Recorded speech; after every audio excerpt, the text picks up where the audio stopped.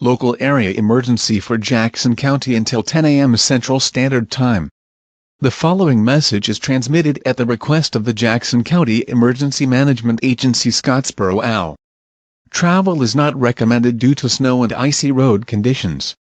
In addition to snow cover, black ice has also developed quickly on area roadways due to refreezing of melted snow as vehicles travel on them. This is causing a very hazardous situation on many area roads, particularly on the higher elevations.